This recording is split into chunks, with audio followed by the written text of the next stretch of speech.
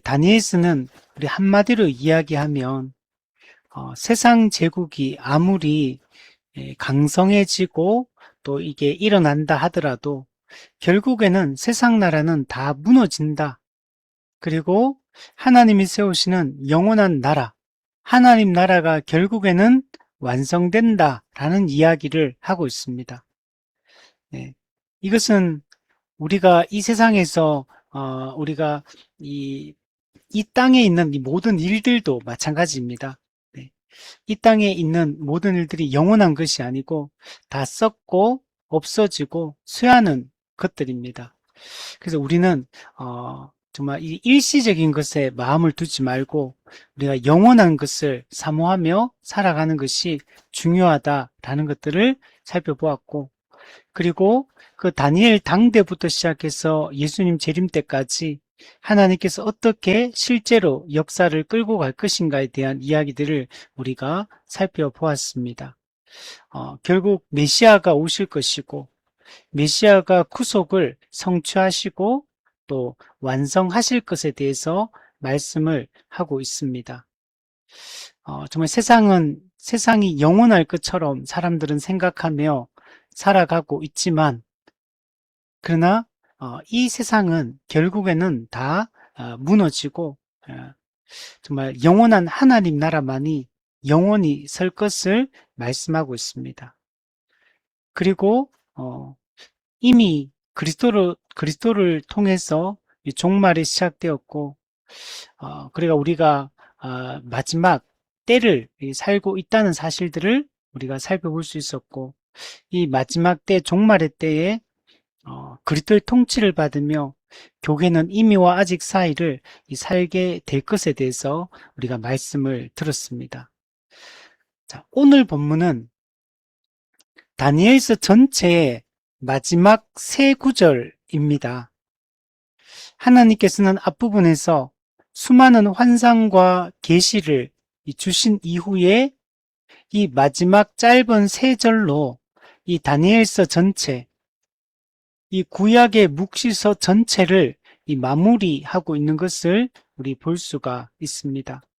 그래서 이 세 절만 우리가 살펴보아도 마지막 때 어떤 일이 일어날 것인가에 대해서 우리가 잘 알 수가 있습니다. 우리 12장 1절에서 환란이 있을 것이다 라고 얘기를 했습니다.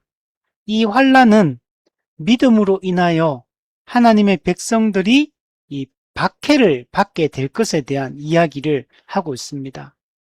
예수님께서도 사도들도 교회가 마지막 종말의 때에 환란, 박해를 받을 것이다. 우리 베드로 사도도 여러 가지 시련을 당할 것이다.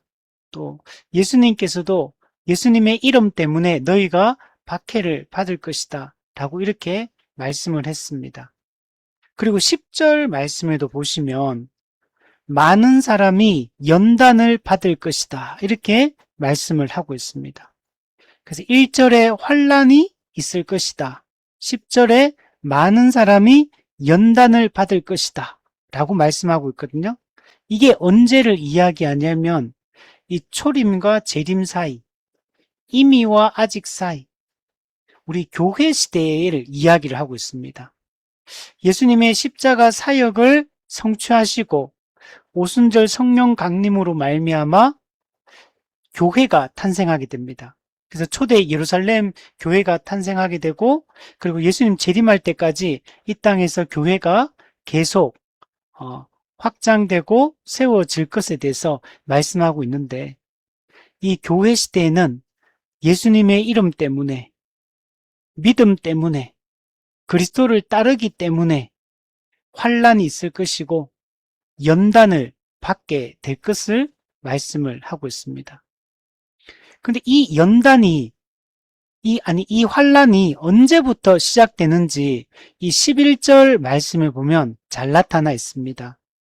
매일 드리는 제사를 폐하며 멸망하게 할 가증한 것을 세울 때부터 1290일을 지낼 것이다. 즉 매일 드리는 제사가 폐하여질 것이고 멸망하게 할 가증한 것이 세워지게 될 것이다.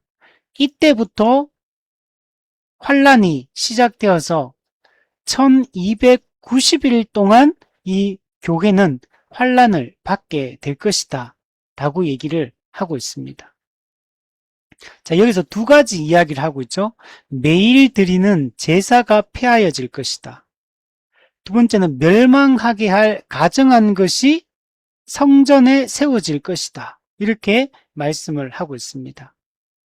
이때부터 실제로 환란이 시작된다라고 지금 이 환상에서는 말씀을 하고 있습니다.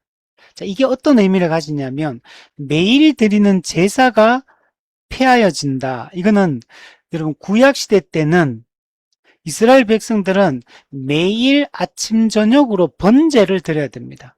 아침에 번제를 드리고 저녁에 번제를 드립니다.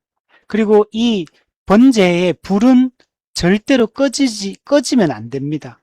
그래서 이스라엘 백성들에게 있어 매일 아침 저녁으로 번제를 이 제사장들이 드리는 것은 매우 중요한 일이었습니다.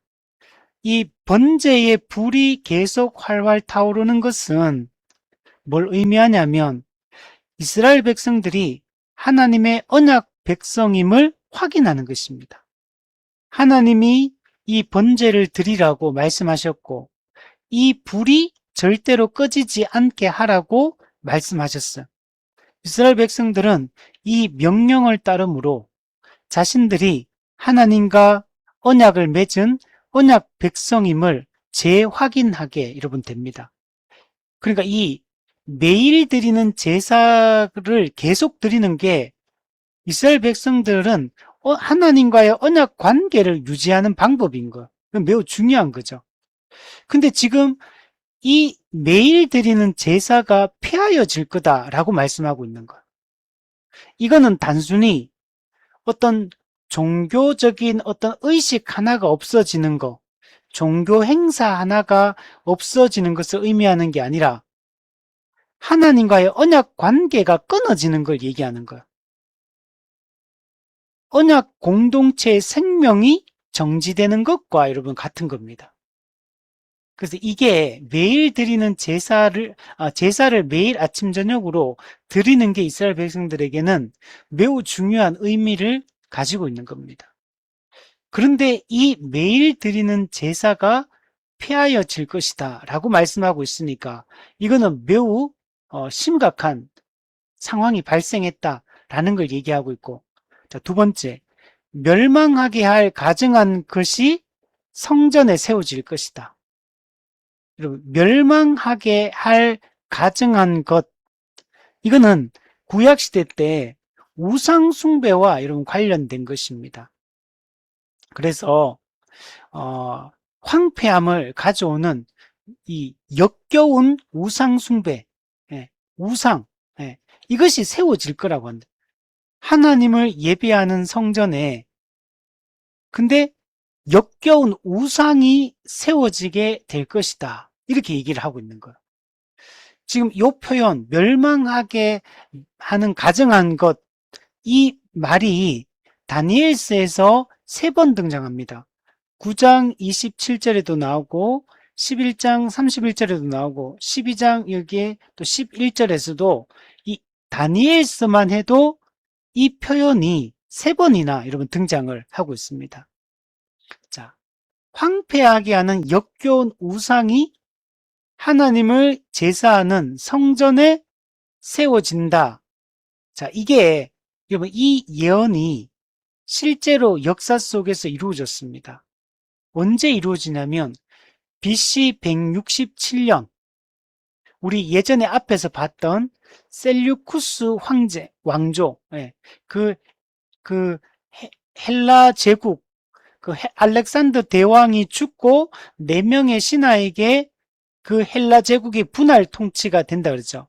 그 중에 4개 중에서 2개 강력한 왕조가 있었는데 이집트를 중심으로 한 프톨레미 왕조하고 이 북쪽의 시리아를 중심으로 한 이 셀류쿠스 왕조가 서로가 패권 다툼을 한다는 우리 지난번에 9장에서 살펴봤잖아요. 이게 막 서로 왕들이 막 때로는 북방왕이 더 세졌다가 남방왕이 세졌다가 서로 막 싸우고 다투고 이렇게 하는 걸 봤잖아요. 이거는 뭘 보여주냐면 이 땅의 세상 제국끼리 인간 나라들끼리 서로 패권 전쟁하는 걸 보여주는 겁니다. 오늘날에도 똑같죠. 예, 자원 때문에, 땅 때문에, 그죠? 뭔가를 차지하기 위해서 이렇게 서로 막 다투고 싸우고 지금 하는 세상이죠. 과거에 냉전 체제 가운데는 이 공산주의 세력과 자본주의 세력이 서로 맞서 막 대항하다가 공산주의가 무너지고 나니까 이제 미국을 중심으로 한 이 자유주의 세계가 이제 급부상을 했는데 근데 그중에서 미국이 가장 강력한 패권, 전 세계 경찰 국가 노릇을 하면서 전 세계를 주무르다가 지금은 이제 중국이 또다시 이제 강력하게 일어나기 시작하고 그래서 G2가 이제 막 다투고 싸우고 뿐만 아니라 또 과거에 그 영광을 누렸던 대영 제국 영국도 또 프랑스도 또 일본도 그죠? 모든 나라들이 각자의 그 꿈, 이탈리아도 로마, 옛날 이탈리아 로마였잖아요. 과거에 그것들을 꿈꾸면서 자기 세력을 넓히며 어떻게든 여기서 이 경쟁, 이 국가 간의 이런 이런 세력 다툼을 통해 가지고 서로 막 싸우고 다투고 막 하잖아요. 이 셀류쿠스 왕조, 프톨레미 왕조의 이 다툼도 오늘날에 이런 세상 나라들 간에 일어나는 이 패권 전쟁을 잘 보여주는 그런 내용들이에요. 근데 어떻게 되냐면 서로 이겼다, 졌다, 이겼다, 졌다 이렇게 하지만 결국은 다 무너지고 다 죽게 되고 결국에는 하나님 나라만 서게 된다라는 것들을 우리가 살펴봤잖아요. 그때 등장했던 사람 중에 이 셀류쿠스 왕조의 아주 강력한 왕이 등장했었죠. 안티오쿠스 4세 에피파네스. 예, 예. 이 사람이 등장해가지고 이 서로 프톨레미 남쪽의 이집트와 전쟁을 하는 가운데 이 돌아가면서 그 중간에 이스라엘 땅을 통과해야 되거든요. 그 통과하면서 남쪽에 있는 이집트하고 전쟁하다가 북쪽으로 돌아가면서 그 땅을 이 이스라엘 땅을 지나가면서 이스라엘을 막 공격하고 약탈하고 착취하고 이런 일들을 했다 그랬잖아요. 그때 어떤 일을 하냐면 성전에 와가지고 제우스, 그리스의 주신인 이 제우스 신상을 하나님의 성전에다가 세웁니다. 그리고 이스라엘 백성들에게는 부정한 짐승인 돼지를 그 제물로 성전에서 잡아서 그 돼지의 피를 뿌리고 이런 악랄한 짓들을 해요. 이거는 유대인들 입장에서 봤을 때는 신성 모독 중에 신성 모독을 여러분 당한 거예요, 이거는. 그래서 이 박해가 3년 동안 지속이 됩니다. 그러다가 나중에 유다인 중에 유다 마카비 왕조가 일어나면서 그가 이 항쟁을 합니다. 일종의 우리나라 옛날에 의병 이렇게 가지고 조선시대 막 싸우듯이 이렇게 유다 마카비를 중심으로 해서 이 항쟁을 하게 됩니다. 그래서 3년 동안 항쟁을 결국에는 그들이 떠나게 되고 성전이 다시 하나님께 재봉헌되면서 이게 끝나게 여러분 되거든요. 자, 이거는 뭘 보여주냐면 이방인들이 하나님을 모르는 이방인들이 하나님을 모독하고 하나님의 이 언약 백성을 이렇게 모독하고 이런 짓들을 했다는 걸 보여줍니다. 하나님을 대적하는 그 장면이 그 최초로 일어났던 게 바로 이 안티오쿠스 4세 에피파네스에 의해서 이루어진 이게 아주 중요한 이 사건이었다. 그래서 이 다니엘서에서 이 에피파네스에 대한 얘기가 엄청 많이 등장을 했던 겁니다.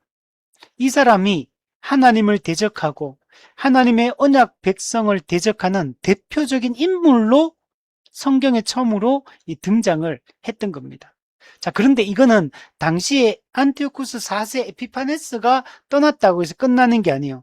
이 사람은 하나님을 대적하고 언약 백성을 공격하는 대표적인 그 인물이었지, 상징적 인물인 거지, 이 사람만 그 일을 한다는 게 아니에요. 이 11절의 예언은 여러분 한 번만 이루어지는 게 아니라 여러분 역사 속에서 끊임없이 반복되는 패턴입니다. 그래서 여러분 교회 역사 가운데는 끊임없이 이 에피파네스와 같은 이런 하나님을 대적하고 언약 백성을 공격하고 모욕하는 이런 사람들이 또는 이런 세력들이 항상 역사 속에 자주 등장합니다. 자, 예수님께서도 이 다니엘서 말씀을 인용을 합니다. 마태복음 24장 15절에 보면 그러므로 너희가 선지자 다니엘이 말한 바 멸망에 가증한 것이 거룩한 곳에 선 것을 보거든. 예수님이 직접 이 말씀을 인용을 합니다. 멸망에 가증한 것, 그 에피파네스 시대는 에피파네스와 그의 군대가 멸망에 가증한 것이었다면 예수님이 이 말씀을 하실 때 이 멸망에 가증한 것은 AD 70년 이스라엘이 로마 군대에 의해서 멸망당하는 그 AD 70년의 그 상황을 설명하고 있는 것. 로마의 티투스 장군에 의해서 예루살렘이 함락되게 되고 성전이 파괴되어지고 그래서 AD 70년에 이스라엘 나라가 멸망하게 됩니다. 1948년 이스라엘이 다시 이 땅으로 돌아오기 전까지 1900년 동안 이 나라를 잃어버리게 된 그때 그 사건이 AD 70년에 이 로마 군대가 예루살렘을 포위하고 또 성전에 이 로마 군대가 들어온 이 사건을 묘사하고 있어요. 이것도 하나님을 대적하고 하나님의 언약 백성을 이 대적하고 공격했던 것의 대표적인 여러분 사례인 겁니다. 자, 그런데 그 안티오쿠스 에피파네스 4세가 하나님을 대적했던 걸로 끝난 것도 아니고 로마 장군, 로마 군대가 이 멸망에 가증한 것이 성전에 서서 하나님을 대적하고 언약 백성을 공격했던 거 이걸로 끝나는 것도 아니에요. 이거는 교회 역사 전체에 걸쳐서 계속적으로 나타납니다. 하나님을 대적하고 예배를 방해하고 언약 공동체를 무너뜨리고 적대하고 박해하고 이런 일들은 끊임없이 일어납니다. 여러분 이거는 예수님만 얘기하는 게 사도 바울도 얘기를 하고 또 사도 요한도 이야기를 하고 신약 성경에 보면 끊임없이 이 하나님을 대적하고 언약 백성의 교회를 대적하는 것에 대한 이야기가 예언되어 있어요. 그래서 이게 신약 시대 때 누구냐? 적그리스도입니다. 그리스도를 반대하는 적그리스도. 그래서 교회 시대 전체에 걸쳐서 적그리스도의 활동이 계속되고 있다라는 걸 알 수가 있어요. 칼빈도 이 부분을 이렇게 설명합니다. 안티오쿠스는 장차 올 훨씬 더 큰 대적자의 그림자에 불과하다. 하나님께서는 작은 원수를 통해 더 큰 원수를 예표하시고 그로써 당신의 백성이 앞으로 겪을 모든 시대의 환란에 대비하게 하신다. 예. 그러면 항상 이 적그리스도는 교회 시대마다 항상 나타나서 여러분 교회를 박해하고 하나님을 여러분 대적하는 겁니다. 윌리엄 핸드릭슨도 이런 얘기합니다. 가증한 것은 안티오쿠스에게서 시작되어 로마 군대의 성전 파괴에서 재현되고 마지막 때 그리스도의 몸된 교회를 대적하는 모든 반그리스도적 세력 속에서 계속 재현되는 하나의 패턴이다. 그리고 역사 속에 끊임없이 교회를 대적하는 존재들이 나타났죠. 공산주의도 여러분 그랬고 또 공산주의뿐만 아니고 항상 그 시기마다 교회를 대적하는 이런 세력들, 존재들이 항상 등장했던 것들을 우리가 볼 수가 있습니다. 우리 일제시대 때도 교회가 얼마나 박해를 많이 받았습니까? 지금 북한에서도 지하교회가 박해를 받고 있고, 그리고 중국의 지하교회도 상당히 박해를 많이 받은 교회였습니다. 뿐만 아니고 이슬람권에도 얼마나 이 믿음 때문에 박해를 많이 받고 있는지 몰라요. 그러니까 이런 일들은 계속 역사 속에서 재현되는 것.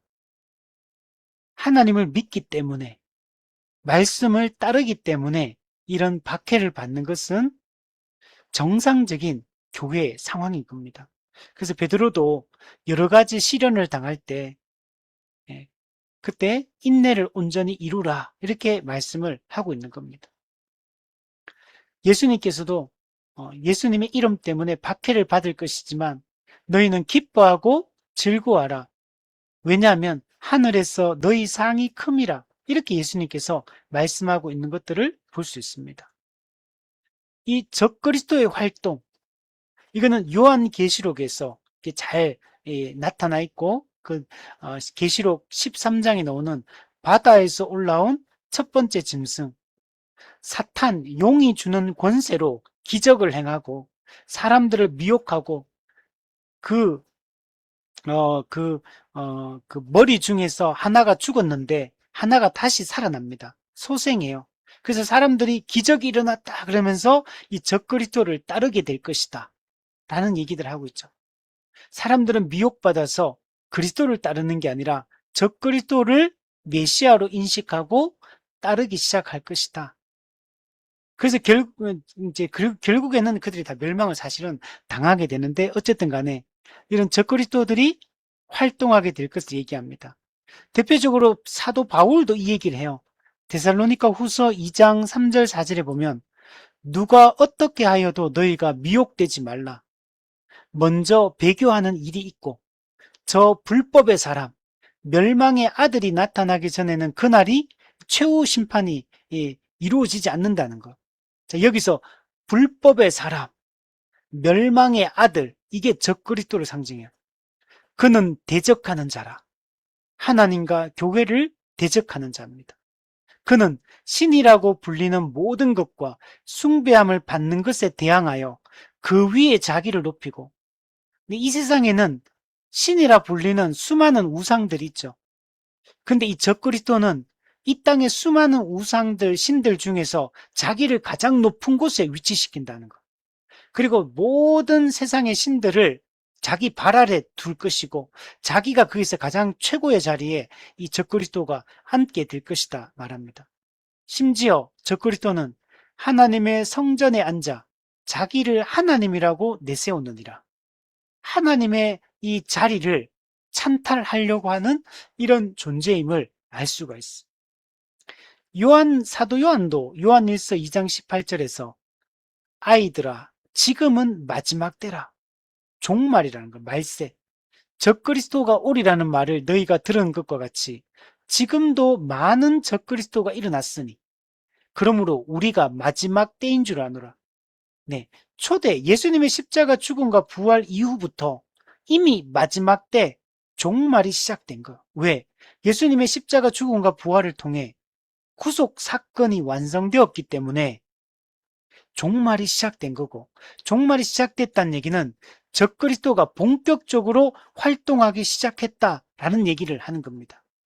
그래서 이미 사도 요한이 살던 1세기 때부터 적그리스도가 활동하기 시작했고, 지금 우리는 2000년대를 살고 있죠.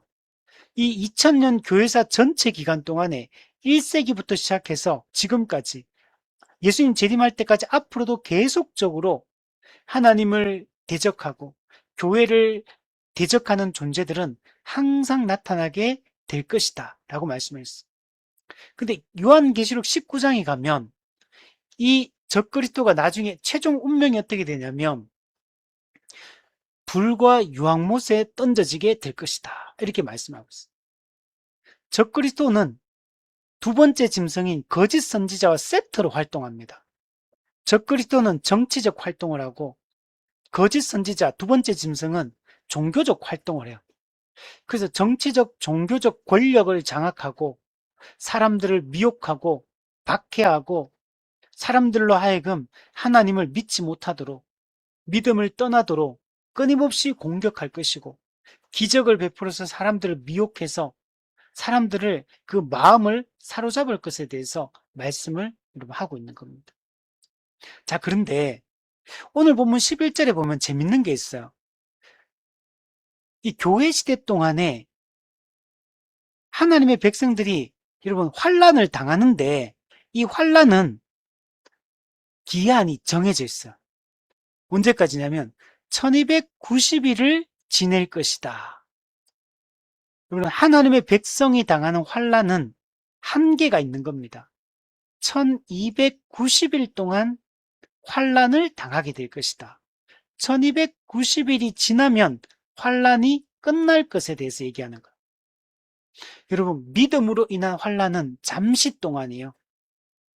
우리 예수님을 믿고 우리가 이 고난을 당하는 거, 여러분, 끝이 있습니다. 어떤 환난도 무한하게 당하는 게 아니에요. 하나님께서 이미 한계를 정해 놓으셨어요. 하나님이 정한 때가 되면 환난은 끝나게 됩니다. 그리고 이 환난에서 믿음을 지킨 사람들은 영원한 하나님 나라에 들어가서 영원한 안식을 누리게 여러분 될 것입니다. 근데 이 환난 가운데 믿음을 저버리는 이 배교자들이 많이 일어날 것에 대해서 사도 바울도 이야기하고 예수님께서도 말씀하고 있어요. 말세에 믿음을 보겠느냐. 네.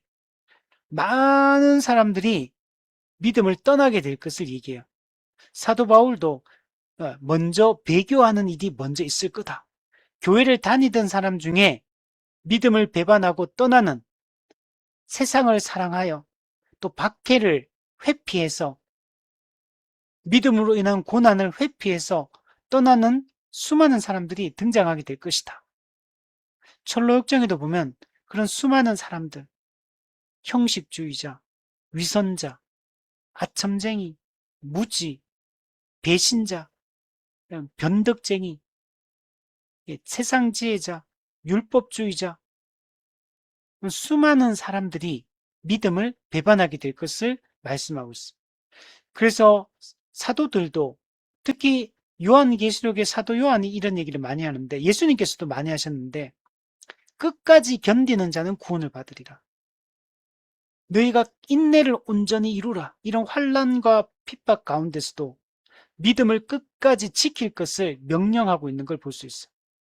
끝까지 견디는 자는 구원을 받으리라. 그러나 중간에 배교하는 자들은 영원한 형벌에 여러분 들어가게 될 것입니다.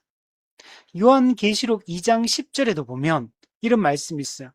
너는 장차 받을 고난을 두려워하지 말라. 우리는 믿음으로 인한 고난을 두려워하지 말아라. 볼지어다 마귀가 장차 너희 가운데서 몇 사람을 옥에 던져 시험을 받게 하리니, 마귀가 사람들을 시험하기 위해서 옥에 막 던질 거라는 거, 환난을 당할 거라는 거. 자, 그런데 이렇게 말해요. 너희가 10일 동안 환난을 받으리라. 여기서 10일, 아케는 1290일 그랬잖아. 근데 여기서는 10일 동안 환난을 받는다 이렇게 얘기해요.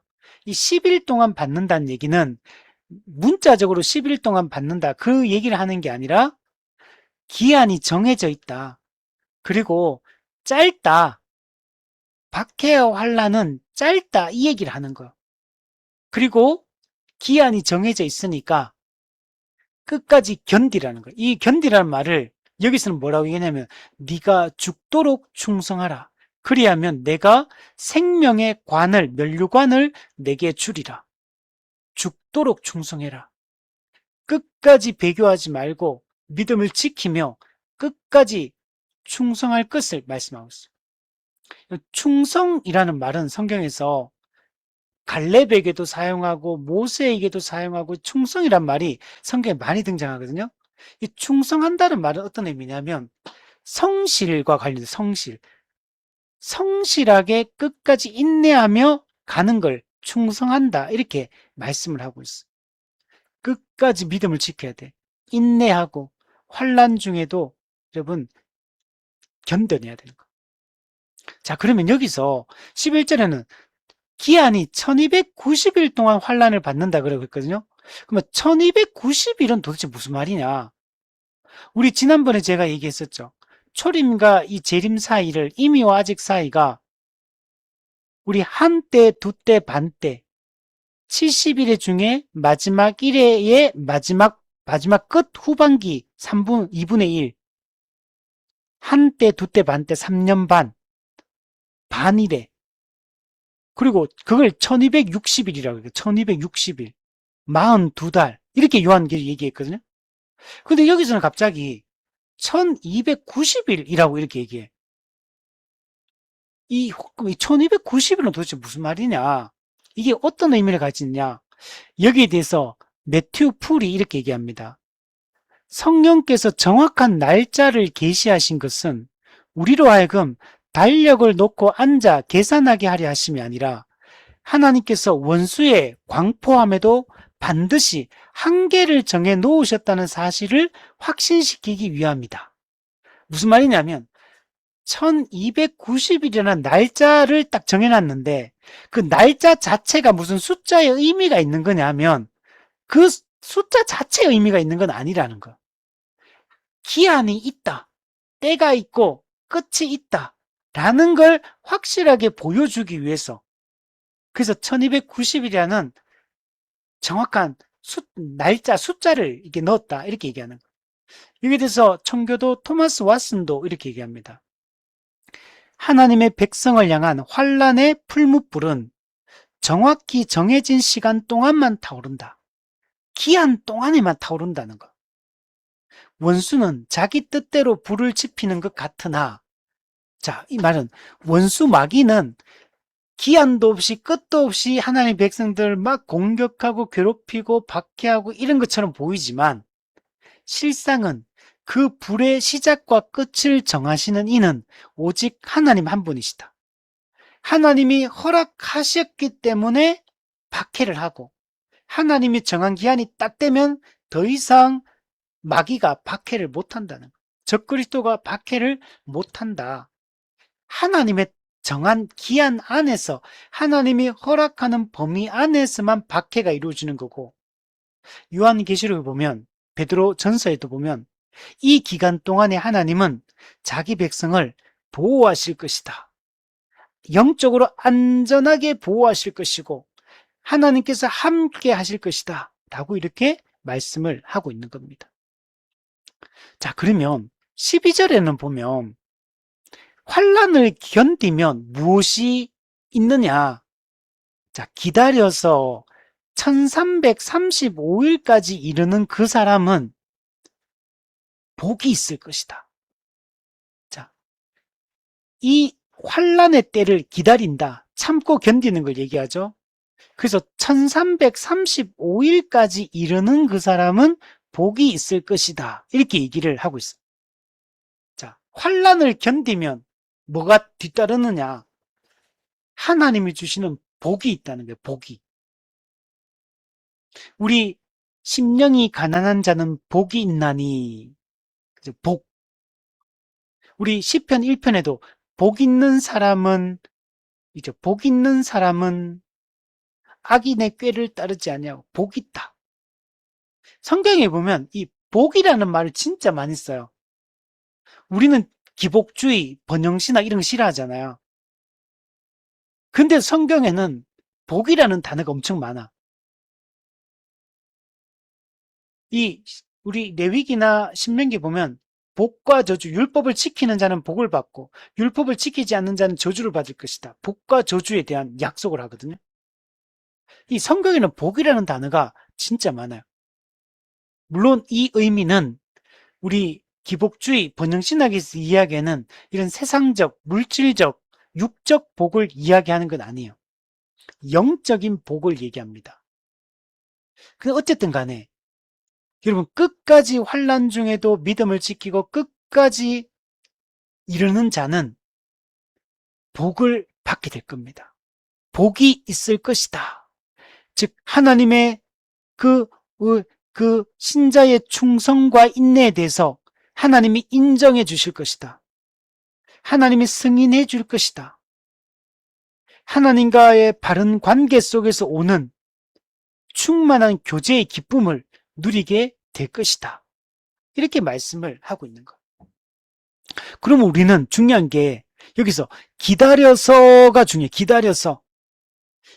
끝까지 기다려야 되는 거예요. 기다려야 돼.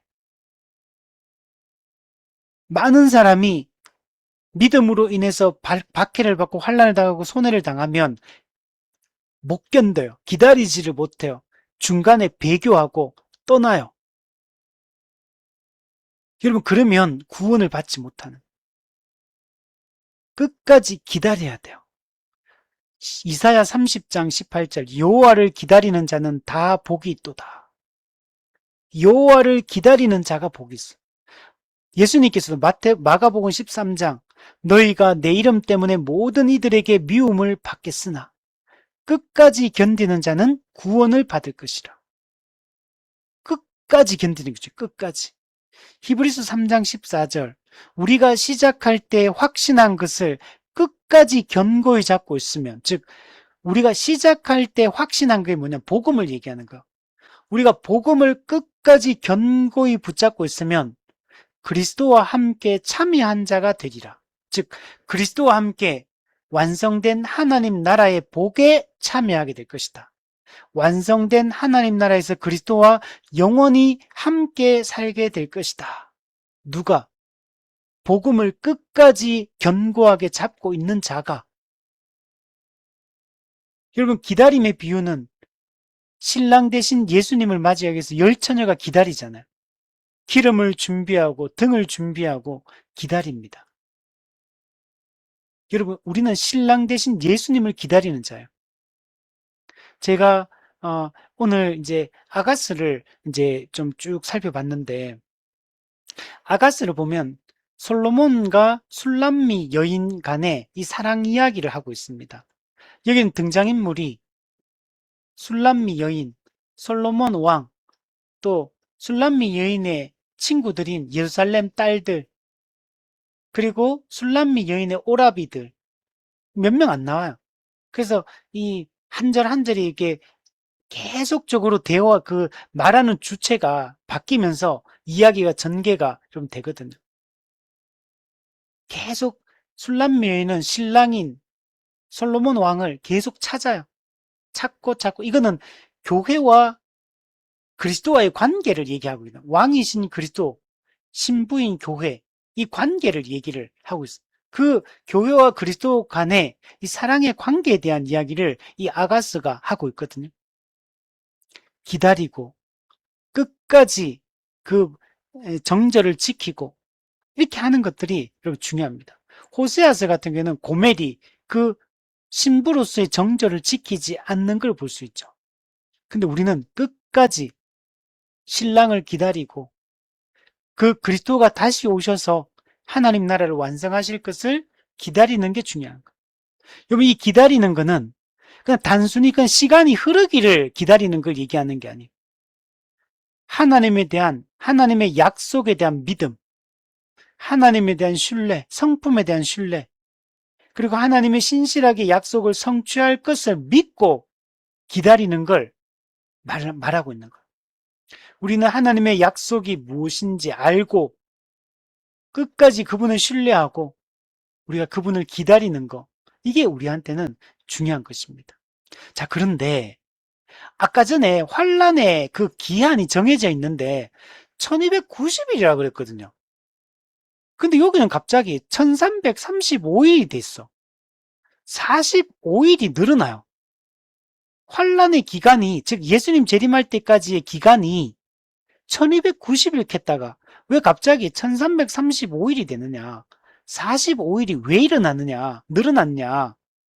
자, 이거는 역사적 배경으로 보면 1290일은 안티오쿠스 4세 에피파네스가 이스라엘을 공격하고 예루살렘 성전을 더럽히고 이렇게 했는데, 그 에피파네스의 그 이스라엘 사람들에 대한, 유대인에 대한 박해가 끝나는 때가 1290일이 상징하고 있는 거.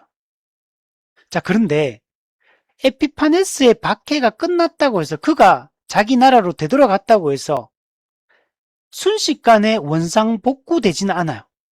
더럽힌 것들이 있기 때문에, 파괴한 것들이 있기 때문에. 그래서 파괴된 것들, 더럽혀진 곳들을 원상복구하는 거, 성전을 다시 깨끗하게 해야 되고, 그 성전의 제사, 제도, 즉 예배의 질서를 회복하고, 또 유린당하고 착취당하고 상처받은 이 언약 공동체가 다시 그 추스리고 세워지는 데는 추가적인 시간이 여러분 필요한 겁니다.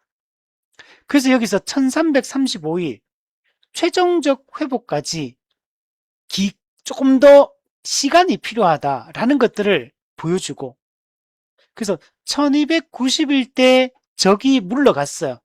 근데 실제로 완전하게 회복되는 것은 1335일이 지나고 나서 온전히 회복되는 걸 이야기를 하고 있습니다.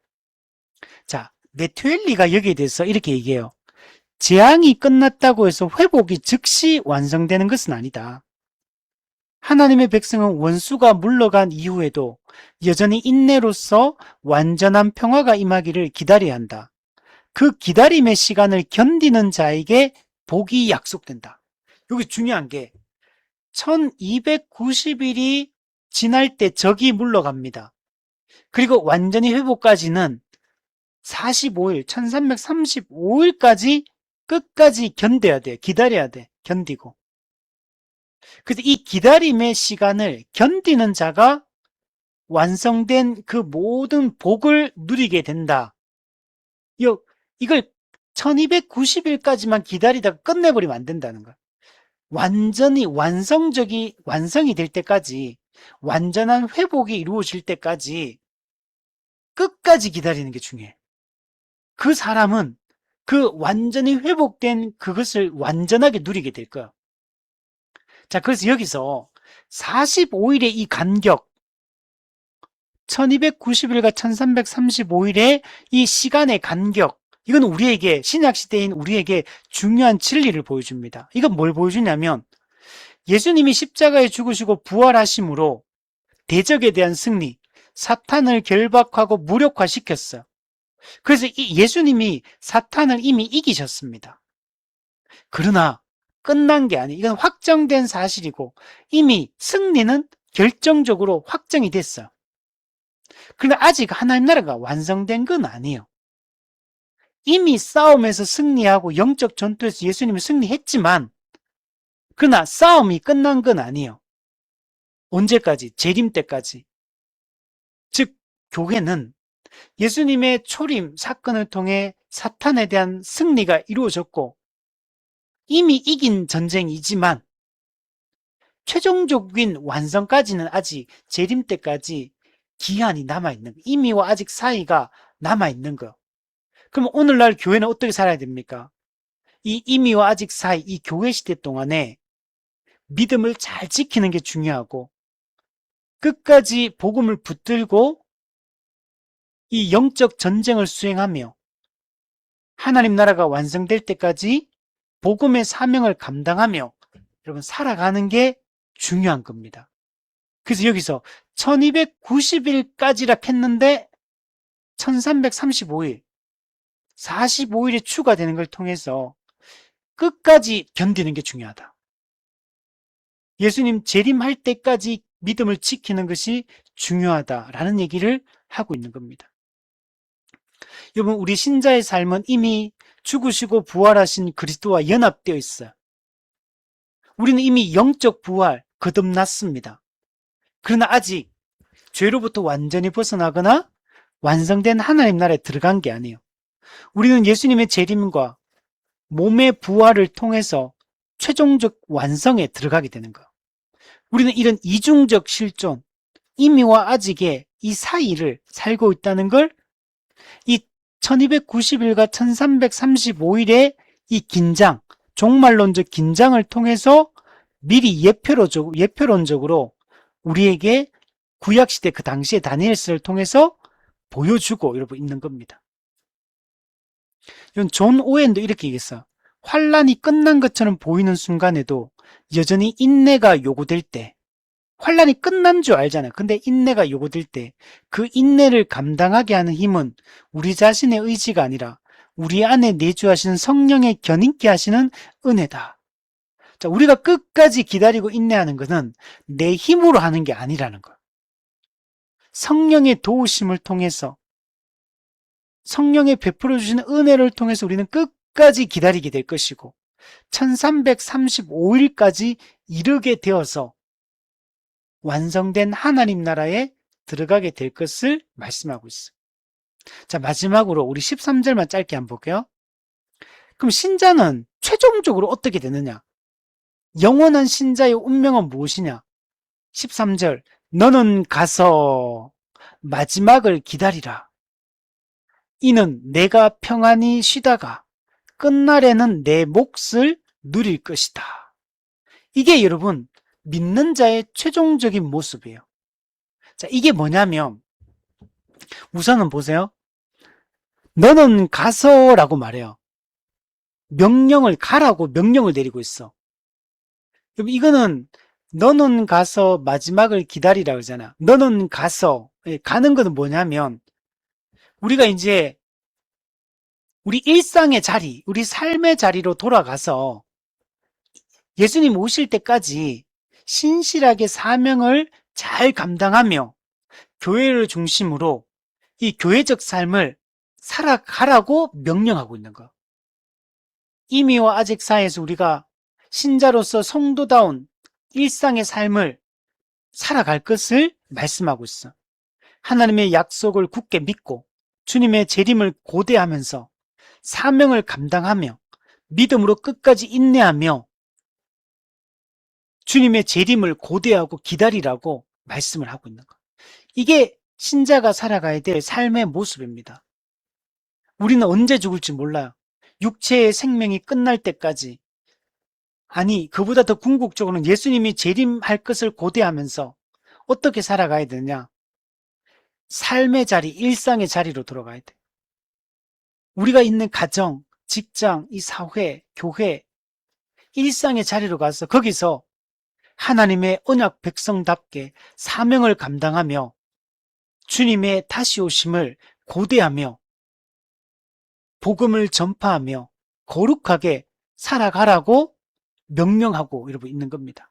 예수님께서도 마태복음 28장에서 가서 모든 민족에게 복음을 전하라.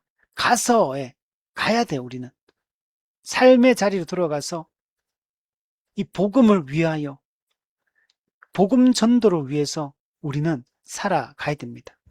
자, 그러다가 우리가 살다 못하게 되냐면 우리는 육체적으로 죽어요. 그래서 육체적으로 죽는 걸 성경에서는 잠잔다 이렇게 표현합니다. 자, 이걸 오늘 본문에 보세요. 이는 내가 평안히 쉬다가, 평안히 쉰다 이 말은 구약 성경에서 죽음을 완곡하게 표현하는 방식이에요. 육체적으로 죽잖아요, 우리는. 죽으면 우리는 주님이 재림할 날을 기다리게 됩니다. 이걸 평안히 쉰다 이렇게 표현하고 있어요. 그럼 육체적 죽음이 끝이 아니에요. 우리 지난 시간에 살펴봤듯이 여러분 소멸론, 육체 영혼 소멸론은 아닌 거예요. 소멸되지 않는 거예요. 잠시 잠자고 있는 상태, 대기 상태. 영혼은 즉시 낙원으로 올라가고 육체는 땅에 묻혀서 잠시 대기 상태가 되는 거예요.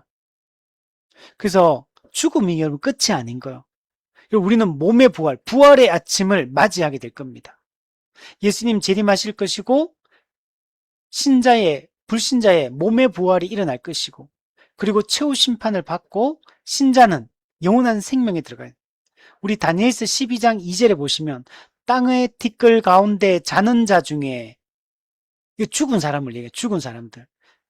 신자든 불신자든 죽은 사람들. 근데 많은 사람이 깨어나 영생을 받는 자도 있겠고, 즉 신자는 영생을 받게 되고 불신자는 수치를 당하여 영원히 부끄러움을 받게 될 것이다.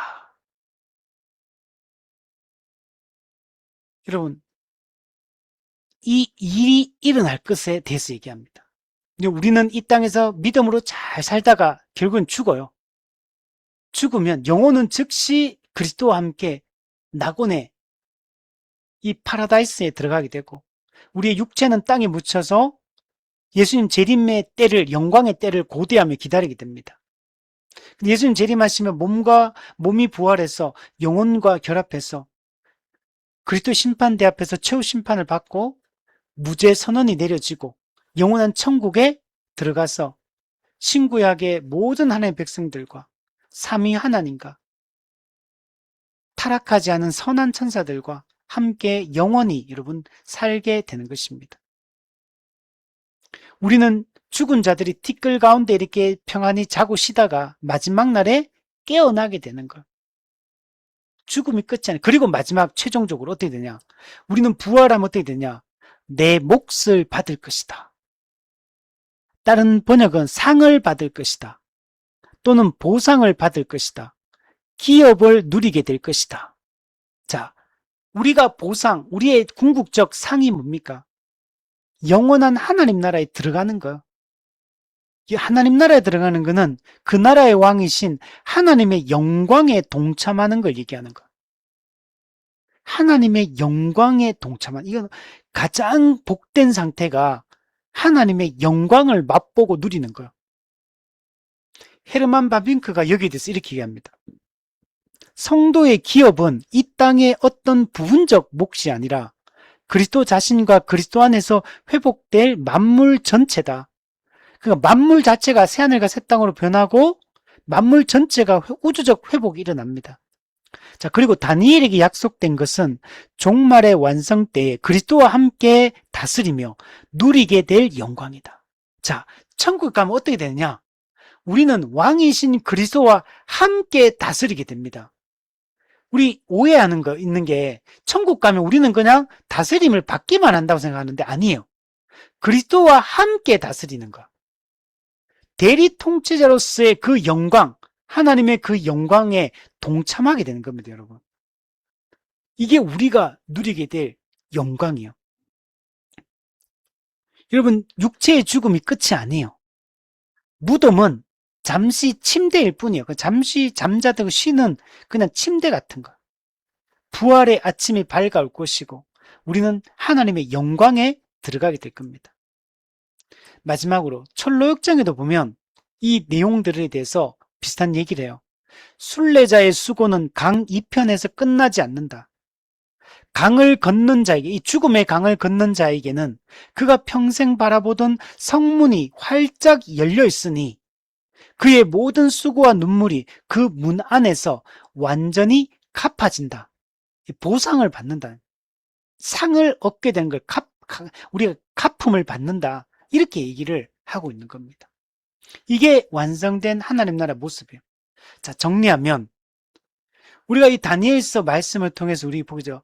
특히 다니엘 12장 우리 내용 봤지만 이 신약에서 우리가 많이 들었던 이야기들이 이 다니엘 12장에 보면 예수님의 십자가 죽음에 대한 사탄과의 전쟁에 대한 이야기, 부활에 대한 이야기, 재림에 대한 이야기, 이 교회로서 교회 시대에 살아가는 성도의 삶에 대한 이야기, 또 교회 시대에 당할 환란에 대한 이야기, 적그리스도에 대한 이야기, 이 모든 이야기가 다 담겨 있어.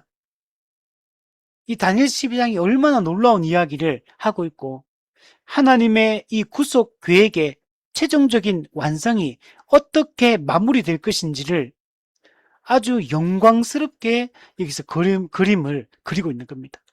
특별히 우리 요 끝에만 그런 게 아니라 우리 살펴봤던 것처럼 우리 10장부터 12장까지 다니엘이 히데겔 강가에서 보았던 이 환상의 내용들을 살펴보시면 교회의 완전한 최종적 승리에 대한 이야기가 얼마나 영광스럽게 그려져 있는지를 우리는 알게 됩니다. 이 땅에서 비록 환란이 있고 어려움이 있고 우리가 정말 공격을 당하고 사람들이 이걸 이해를 못하니까 무시하고 멸시하고 이렇게 하겠지만 우리는 이걸 알기 때문에 이 아는 자로서 이것을 꿈꾸고 바라보며 사는 겁니다. 여러분, 지금은 우리가 예수 믿고 있다는 게 얼마나 놀라운 것인지 우리가 감히 상상도 못해요, 지금은. 우리는 지금 예수 믿는 게 엄청 대단한 거라고 우리가 잘 못 느껴요, 사실은. 근데 나중에 우리가 그 나라에 들어가면 우리가 예수 믿고 살았다는 게, 예수를 아는 자라는 게 이게 얼마나 복된 것인지 우리가 알게 돼. 이 땅에서도 우리가 성경을 더 깊이 연구하고 교회를 통해 누리게 되는 하나님 나라의 영광을 더 충만하게 누리면 우리가 얻은 구원의 가치와 그 영광이 얼마나 놀라운 것인지 우리가 그 구원의 감격과 즐거움을 이 땅에서도 우리가 지금보다 더 충만하게 확신하게 여러분 될 겁니다. 우리가 늘 말씀을 가까이 하고 성경에 여러분 이런 내용이 가득히 담겨 있잖아요. 사람들은 앞으로 미래에 무슨 일이 일어날지 모른다 그러잖아요. 우리는 다 알고 있잖아요. 성경에 앞으로 역사가 어떻게 펼쳐질지, 어떤 방향으로 흘러갈지, 최종적인 결론이 어떻게 마무리될지 성경에 명백하게 기록이 되어 있는 것. 이 말씀을 굳게 붙들고 우리가 얻은 구원의 이 가치를 알고 정말 감사와 영광을 돌리며 살아갈 수 있었으면 좋겠습니다.